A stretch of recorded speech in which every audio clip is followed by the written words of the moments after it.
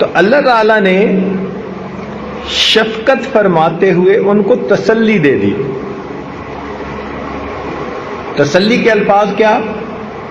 ارشاد فرما دیا کما کتب علی الذین من قبلکم، جیسے کہ تم سے پہلے والوں پر بھی یہ فرض روزے عائد کر دیے گئے. اب جب بندہ یہ سنتا ہے نا جی کہ یہ روزے پہلی امتوں پر بھی فرض تھے اور یہ اس عبادت کی کنٹینیویشن ہے، تو دل کو تسلی ہو جاتی ہے کہ ناراض ہو کر یہ حکم نہیں دیا بلکہ کسی فائدے کے سبب سے یہ حکم دیا ہے. تو اب دیکھیے حسن کلام کے ساتھ ہی تسلی کی بھی بات کر دی. ایک تو براہ راست محبت کا خطاب فرمایا یا ایھا الذین آمنوا، اور پھر کتب علیکم الصیام کے الفاظ سے حکم سنا دیا، مگر ساتھ ہی تسلی بھی دے دی کہ یہ تم سے پہلے والوں پر بھی فرض تھے، ہم نے تم پر بھی فرض کر دیے گئے. تو گویا یہ اللہ تعالیٰ کی عبادت ہے جو انسانیت پہلے سے کرتی چلی آ رہی ہے. پہلے یہ عبادت اتنی کامل نہیں ہوتی تھی، اس امت کو کامل عبادت ملی. پہلی امتوں کے روزے بڑے سخت ہوتے تھے، نہ دن میں کھا سکتے تھے نہ رات میں کھا پاتے تھے. اس امت کو طلوع صبح صادق سے لے کے غروب آفتاب تک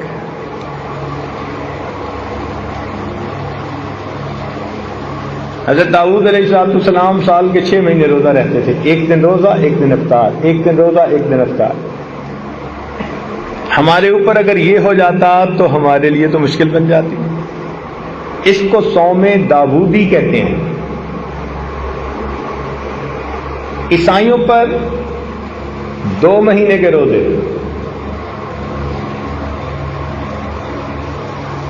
یہودیوں پر 40 دن کے روزے.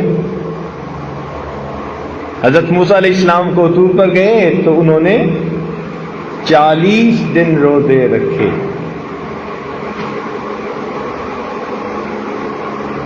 اس امت کو 30 روزے.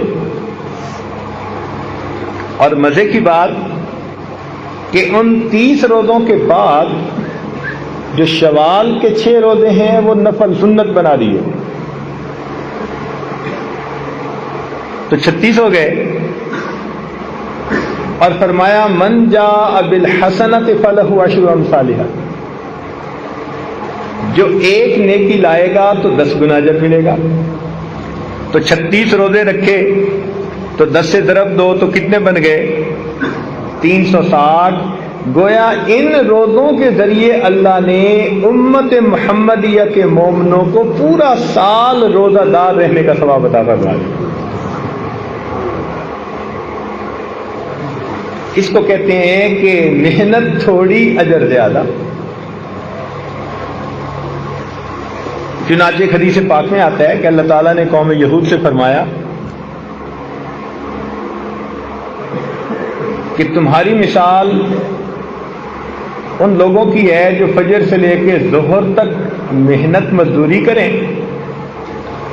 اور ان کو اس کی مزدوری مل جائے. فرض کرو ایک کی رات ان کو اجر مل جائے. پھر قوم نصارہ کے بارے میں فرمایا کہ ان کی مثال ایسی کہ ظہر سے لے کے عصر تک محنت کریں، یہ تھوڑا وقت ہوتا ہے، اور ان کو بھی ایک کی رات ثواب مل جائے. اور فرمایا کہ اس امت کی مثال ایسی کہ عصر سے مغرب تک کا وقت تھوڑا ہوتا ہے، اتنی محنت کرو اور اس پر تمہیں 2 کی رات ثواب مل جائے.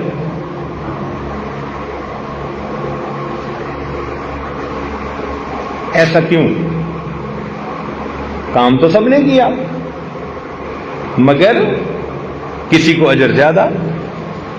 آپ نے فیکٹریوں میں دیکھا ہوگا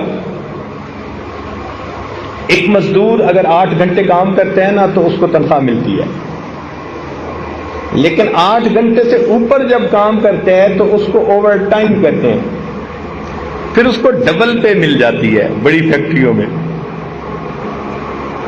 اب وہ 1 گھنٹہ کام کرے گا مگر 2 گھنٹے کا اجر ملے گا۔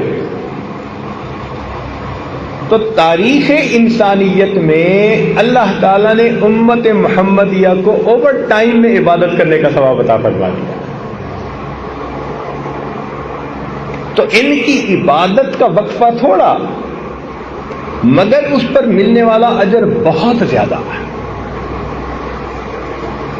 چنانچہ نبی علیہ السلام نے فرمایا کہ پہلی امتوں کو لمبی عمریں دی گئیں۔ حضرت نوح علیہ السلام 900 سال سے زیادہ عمر پائی۔ بعض لوگ قیامت کے دن 400 سال کی عبادت لے کے آئیں گے، 500 سال کی عبادت لائیں گے۔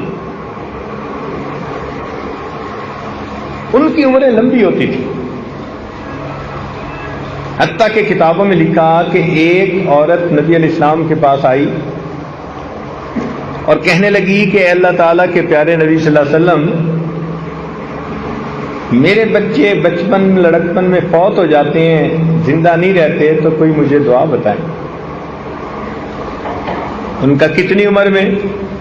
کہنے لگی کوئی 200 سال کا ہو کے مر جاتا ہے، کوئی 300 سال کا ہو کے مر جاتا ہے، تو میرے بچے تو پیچھے نہیں لگتے۔ تو انہوں نے کہا خدا کی بندی، ایک ایسا وقت آئے گا جبکہ انسانوں کی عمریں ہی 100 سال سے چھوڑی ہوں گی۔ وہ بڑی حیران ہو گئی اور حیران ہو کے پوچھنے لگی، اچھا اے اللہ کے نبی، اگر ان کی عمریں ہی 100 سال سے تھوڑی ہوں گی تو کیا وہ بیاہ شادی کریں گے؟ انہوں نے فرمایا ہاں، وہ گھر بھی بنائیں گے، وہ بیاہ شادی بھی کریں گے۔ تو اس نے ٹھنڈی سانس لی۔ انہوں نے پوچھا کہ تم نے ٹھنڈی سانس کیوں لی؟ وہ کہنے لگی ٹھنڈی سانس اس لیے لی، اگر میں اس زمانے میں کبھی ہوتی نا جب عمریں ہی 100 سال سے تھوڑی ہوتی تو میں تو اتنا وقفہ ایک سجدے میں ہی گزار دیتی۔ تو اس امت کی عمریں چھوٹی ہیں۔ نبی علیہ السلام نے فرمایا میری امت کی عمریں بین 70 و 60، 60-70 کے درمیان۔ کیا مطلب اس کا؟ ایسا بھی ہوگا کہ بچہ پیدا ہوا اور فوت ہو گیا، اور ایسا بھی ہوگا کہ 100 سال سے اوپر جا کے فوت ہوگا، لیکن جب گراس ایوریج نکالیں گے نا، اوسط نکالیں گے، تو وہ 60-70 ہی بنے گی۔ اور آج کل تو آپ دیکھ ہی رہے ہیں یہی 60-70 کی اوسط ہی چل رہی ہے۔ تو صحابہ کرام کو اس بات پہ بڑا افسوس ہوا کہ پہلی امتوں کے لوگ 5-5 سال کی عبادتیں لائیں گے اور ہماری تو عمریں ہی چھوٹی ہیں، تو ہم تو ان کے مقابلے میں بہت تھوڑی عبادت لے کے آئیں گے۔ تو ان کے غم کو دیکھ کے پھر اللہ تعالیٰ نے وحی نازل فرما دی جس میں فرمایا کہ اس امت کو اللہ تعالیٰ نے ایک ایسی رات عطا فرمائی کہ جس کی عبادت 1000 مہینوں کی عبادت سے بھی زیادہ فضیلت رکھتی ہے، وہ لیلۃ القدر ہے۔ تو اس امت کے ساتھ اللہ تعالیٰ کا بڑا رحمت کا معاملہ۔ حضرت علی اللہ عنہ فرمایا کرتے تھے کہ اگر اللہ تعالیٰ اس امت کو عذاب دینا چاہتے نا، دیکھیں نا دفتروں میں جو عملہ کام کرنے والا ہوتا ہے نا، وہ افسر کے موڈ سے اندازہ لگا لیتا ہے بھئی یہ کام کرنے کے موڈ میں ہے یا نہیں۔ ان کو پتہ چل جاتا ہے کہ افسر نے تیرا کام کر دینا ہے اور افسر نے تیرا کام کوئی نہیں کرنا۔ وہ اس کے انداز سے، طور طریقے سے پتہ چل جاتا ہے کہ اس نے کرنا کیا ہے۔ تو اسی طرح اللہ رب العزت کا معاملہ کہ مومن کو پتہ چل جائے کہ اللہ تعالیٰ کا معاملہ اس امت کے بارے میں کیا ہے۔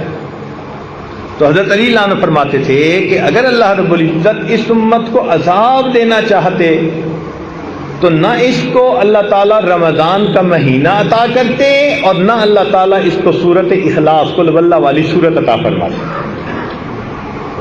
فرماتے تھے یہ تو ایسی نعمتیں ہیں کہ ان کو دیکھ کے پتہ چلتا ہے اللہ تعالیٰ اس امت کو عذاب نہیں دینا چاہتے۔ آپ اپنے گھر میں بڑا دروازہ کہاں رکھواتے ہیں؟ جدھر سے زیادہ مہمانوں کو لانے کا پروگرام ہو، اور گھر کے پیچھے کر کے ایک چھوٹا سا دروازہ ہوتا ہے گھر والوں کے لیے، بچوں کے لیے، وہ چھوٹے دروازے سے آتے جاتے رہتے ہیں مستورات، اور یہ مین گیٹ ہوتا ہے جہاں سے لوگ، مجمع، مہمان سب آتے ہیں، آگے مہمان خانہ بنا ہوتا ہے۔ تو دستور یہ ہے کہ زیادہ کیپیسٹی ادھر رکھی جاتی ہے جدھر زیادہ لوگوں کو لے جانا ہو۔ اب دیکھیے قرآن مجید میں ہے کہ جہنم کے 7 دروازے، لہا 7 ابواب، 7 دروازے، اور جنت کے حدیث پاک میں آتا ہے کہ 8 دروازے۔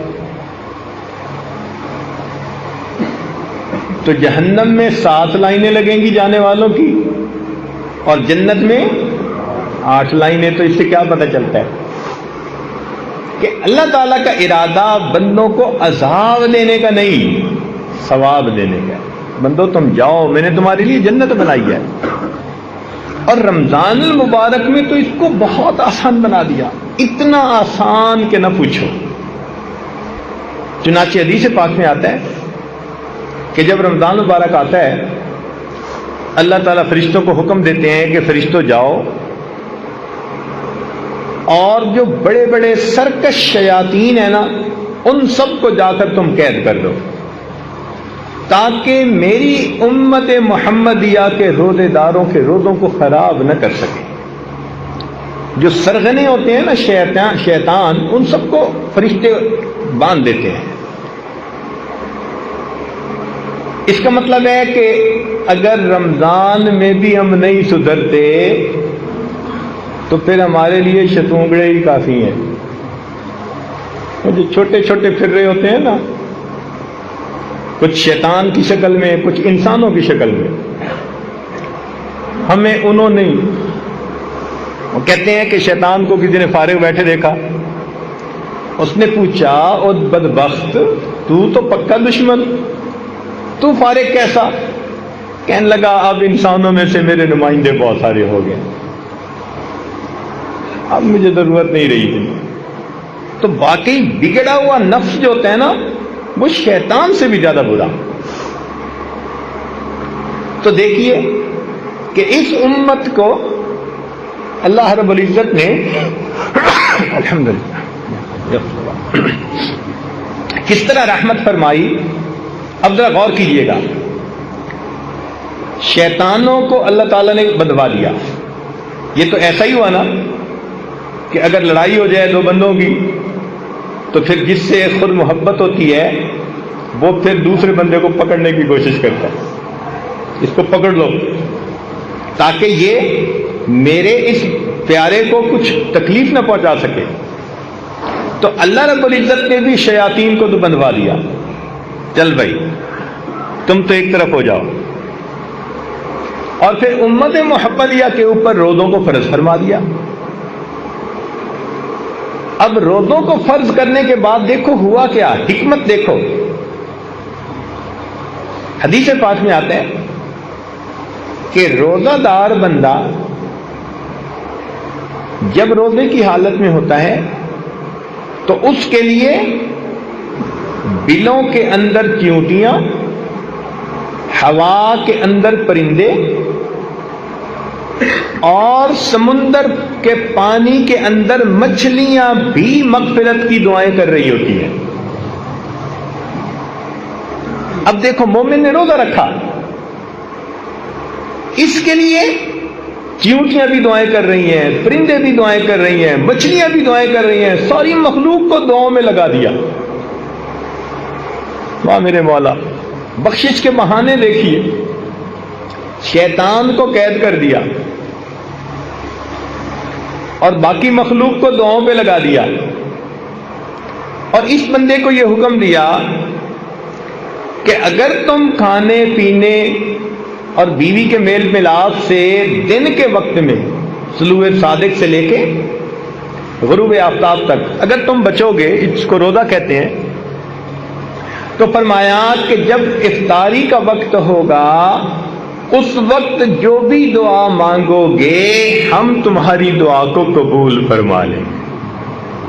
ایک بلینک چیک دے دیا. اب آپ یوں سوچیں کہ ایک بندے کو 30 چیک دے دیے جائیں اور اس کو کہا جائے کہ بھائی جو اماؤنٹ لکھو گے تمہارے اکاؤنٹ میں ٹرانسفر ہو جائے گی. وہ اگر عقل مند ہوگا تو وہ تو پھر جتنا لکھ سکتا ہے اتنی بڑی اماؤنٹ لکھے گا. کوئی ایسا بندہ ہوگا جو ایسے بلینک چیک کی جمع کرواتا رہے بغیر کچھ لکھے؟ اگر کوئی ایسا کرے گا تو اس کو سب بے وقوف کہیں گے.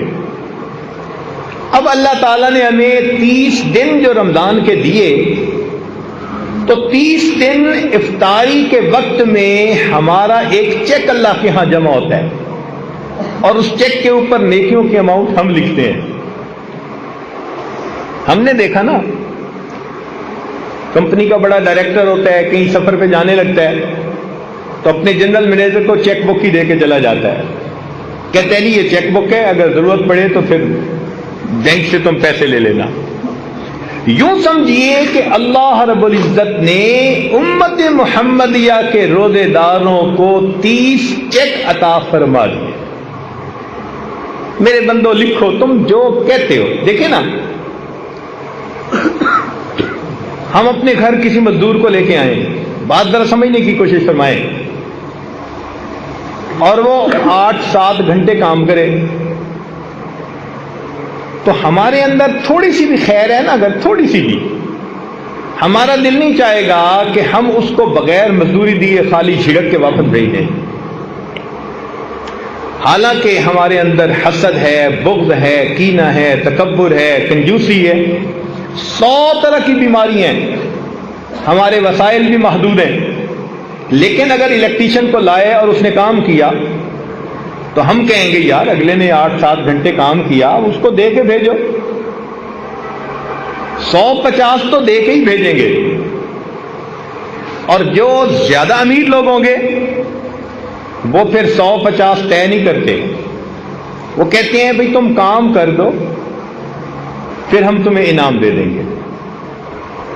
وہ 150 نہیں دیتے, وہ پھر کام کو دیکھ کے خوش ہو کے وہ 500 دیں گے یا 1000 دیں گے. اللہ رب العزت نے بھی یہی معاملہ کیا کہ میرے بندو روزہ تو آپ رکھو گے لیکن روزے کا اجر میں طے نہیں کرتا, میں تمہیں چیک بک دے دیتا ہوں.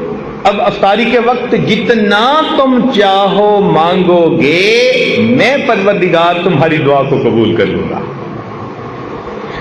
یہ روزہ وہ مزدوری ہے کہ جس کی مزدوری منہ مانگی ملتی ہے بندے کو. اس لیے حدیث پاک میں آتا ہے افطاری کے وقت دعا قبول. حدیث پاک میں آتا ہے للصائم فرحتان, روزہ دار کے لیے 2 خوشیاں. فرحت عند الافطار, جب روزہ افطار کرتا ہے اس کو اللہ خوشی دیتے ہیں, اتنا دیتے ہیں کہ اس کا دل خوش ہو جاتا ہے. اب یہ مانگنا تو ہمارے اپنے اختیار میں ہے, جتنا مانگے. اچھا let me put it in an other way, میں اسی بات کو اور انداز سے بات کرتا ہوں. اگر کوئی ولی آپ لوگوں کو بتائے بڑا قبولیت دعا کا وقت ہے, مانگو دعا قبول ہوگی, تو آپ کیسے مانگیں گے؟ 1 سیکنڈ بھی ضائع نہیں کریں گے, رو رو کے اپنے سارے مسئلے اللہ کے سامنے بیان کریں گے, مشکلات پریشانیاں, اور کہیں گے اللہ بس میری یہ زندگی کو سنوار دیجیے. اب سوچئے اگر ایک ولی کے بتانے پر آپ اتنے شوق ذوق سے دعائیں مانگتے ہیں تو یہاں تو ولیوں کے سردار, انبیاء کے سردار, ملائکہ کے سردار, اللہ رب العزت کے پیارے محبوب صلی اللہ علیہ وسلم وہ فرما رہے ہیں کہ روزہ دار آدمی افطار کے وقت جو دعا مانگتا ہے اللہ تعالیٰ اس کی دعا کو قبول فرماتے ہیں. اور ہمیں کیا چاہیے؟ یوں سمجھ لیں کہ اللہ تعالیٰ نے ہمیں پھر ایک موقع اور عطا فرما دیا. جیسے بندے سے غلطی ہو جائے نا جی, وہ کہتے ہیں جی بس ایک چانس اور دے دے. بس یوں سمجھ لیں کہ اللہ تعالیٰ نے ہم پر رحمت فرمائی, ہمیں اپنی زندگی میں اپنی گناہوں کو بخشوانے کا ایک چانس اور عطا فرما دے۔ اب دیکھیے، شیطان کو قید کر دیا، چیونٹیاں، پرندے، مچھلیاں سب کو بندے کی دعاؤں پہ لگا دیا، بندے کو بتا دیا تم جو مانگو گے تمہاری دعا قبول کر لیں گے۔ اس سے کیا پتہ چلتا ہے کہ اللہ تعالیٰ کا ارادہ خیر کا ہے، وہ بخشنے کے بہانے بنا رہے ہیں۔ اب اتنا کچھ کرنے کے باوجود بھی اگر کوئی نہ مانگے تو پھر غصہ آتا ہے کہ نہیں آتا؟ کیوں جی؟ جب اتنا کسی کو موقع دیا جائے اور وہ پھر بھی غفلت کا اظہار کرے تو پھر غصہ بھی بڑا آتا ہے۔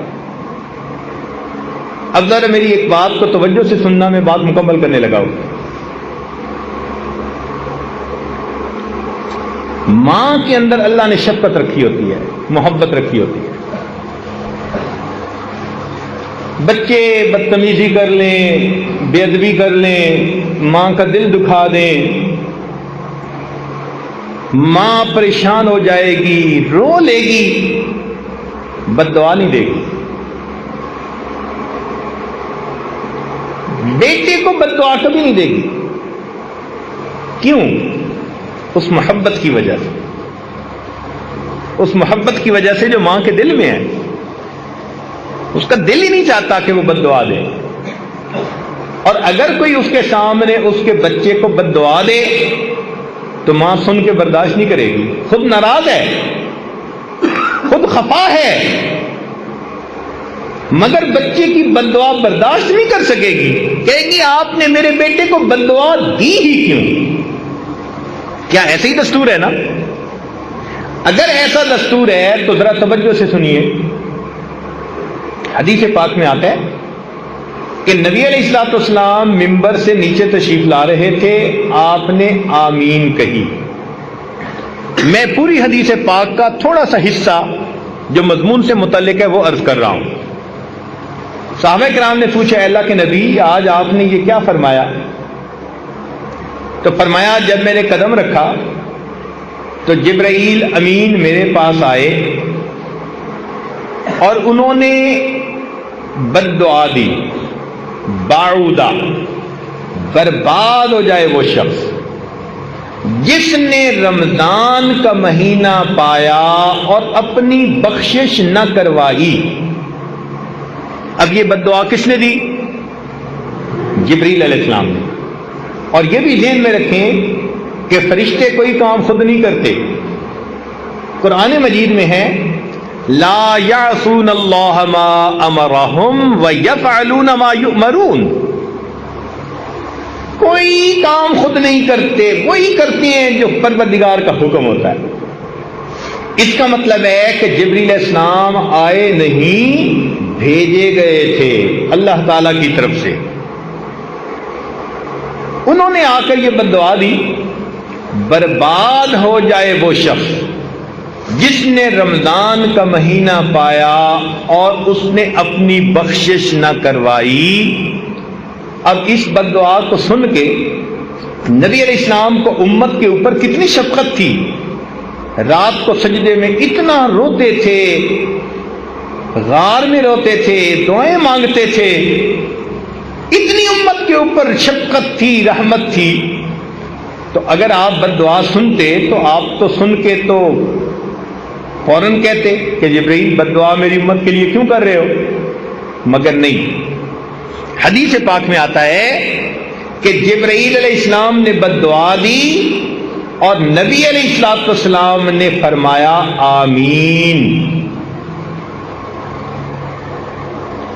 اب ذرا سمجھیے گا کہ اتنا تو رمضان میں غافل بندہ غفلت کا ارتکاب کرتا ہے کہ اللہ تعالیٰ نے بخشش کی انتہا کر دی۔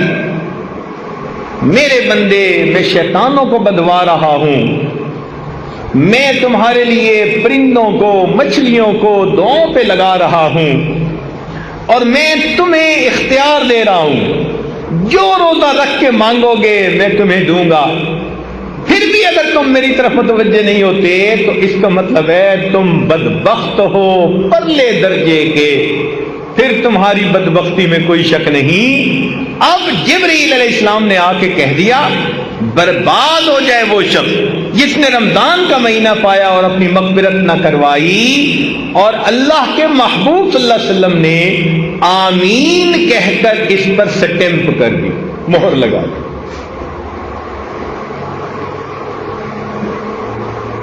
تو رمضان کے بعد کا دن یا تو ہمارے لیے عید ہوگا یا ہمارے لیے وعید ہوگا. عید کا مطلب ہوتا ہے خوشی کا دن, اور وعید ہوتا ہے بندے کے لیے سزا کا دن. جن کی تو بخشش ہو گئی ان کی تو عید ہوگی, اور جن کی بخشش نہ ہوئی ان کے لیے وعید ہوگی. اب یہ رمضان ایک نیک بندے اور غافل بندے کے درمیان الگ علیحدگی کرنے کے لیے آیا ہے.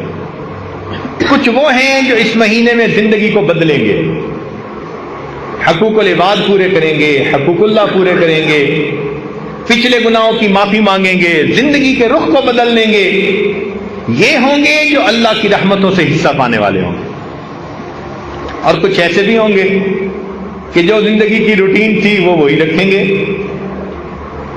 اللہ تعالیٰ کو محتاج نہیں کسی کے. ایسے لوگ اپنی پیشانی پہ بدبختی کی مہر لگوا دیں, اپنے جہنم میں جانے کا راستہ ہموار کر دیں گے. لہذا رمضان مبارک کے اس مہینے میں ہمیں اپنی زندگی کے بارے میں فکر مند ہونا چاہیے. اللہ رب العزت جب کام کرنے پہ آمادہ ہیں, بخشش پہ آمادہ ہیں, تو ہمیں اپنی بخشش کروانی چاہیے. اہتمام سے روزہ رکھیں اور اس کے آداب اور شرائط کو پورا کرنے کی کوشش کریں, عبادت کریں اور اپنے اللہ سے خوب مانگیں. یہ مانگنے کا مہینہ, بخشش کا مہینہ, اللہ تعالیٰ کی طرف سے عطا کا مہینہ ہے. آپ نے دیکھا ہوگا کہ دنیا میں سیل لگ جاتی ہے, جوتوں کی سیل, کپڑے کی سیل, فلاں چیز کی سیل. کوئی اس کا نام رکھتا ہے لوٹ سیل, کوئی نام رکھتا ہے میگا سیل. یہ سیل کیا بلا ہے بھائی کہ جب مال نکالنا ہو نا,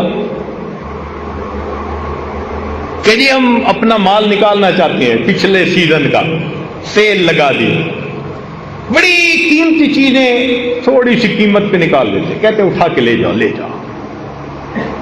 قرآن و حدیث کا مطالعہ کیا جائے تو محترم جماعت یوں محسوس ہوتا ہے اللہ رب العزت رمضان المبارک میں جنت کی سیل لگا دیتے ہیں. میرے بندو, تم میں سے جو چاہتا ہے جہنم سے بچنا اور جنت میں الاٹمنٹ کروانا, اس کے لیے کام آسان کر, آؤ ہمارے در سے پاتے جاؤ پاتے. اب اس وقت میں بھی ہم اگر اللہ تعالیٰ سے یہ نعمت نہ پا سکیں تو یہ تو ہماری اپنی کم قسمتی ہوگی. اس لیے وقت کی اہمیت کا اندازہ لگائیے. کتنے لوگ تھے جو پچھلے رمضان میں زندہ تھے, آج وہ یہاں موجود نہیں, اور کتنے جو اس رمضان میں ہوں گے آئندہ رمضان میں نہیں ہوں گے. کیا پتہ ہماری زندگی کا آخری رمضان ہو.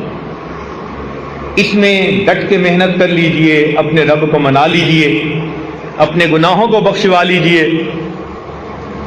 دفتروں میں ہم نے دیکھا کہ جب افسر اچھے موڈ میں ہوتے ہیں نا تو پھر کلرک بادشاہ ایک فائل نکلوانے کی بجائے 10 فائلیں نکلوا لیتے ہیں, کہتے ہیں جی آج افسر ذرا خوش نظر آتا ہے. تو مالک الملک رمضان المبارک میں اس مہینے میں اپنے بندوں سے خوش ہوتے ہیں, روزہ دار بندوں سے بہت خوش ہوتے ہیں. اپنی زندگی کے مسائل اپنے رب کے سامنے پیش کر لیجئے, اپنے رب سے اچھے فیصلے کروا لیجئے. ہمیں اللہ نے ایک موقع اور عطا فرما دیا, اس وقت کو ضائع نہ کیجیے, کبھی بھی اس کو ضائع نہ کیجیے. اس کو وہی ضائع کرے گا الا محروم. حدیث پاک میں آتے ہے جو یقیناً محروم ہوگا نا رمضان کی برکتوں سے وہی محروم ہے. حدیث پاک میں آتا ہے کہ تم اگر کسی کو پانی کا گھونٹ پلا دو گے نا روزے دار کو افطاری کے وقت یا لسی کا گھونٹ پلا دو گے تو اس کے بقدر اجر اللہ تمہیں بھی عطا فرما دیں گے.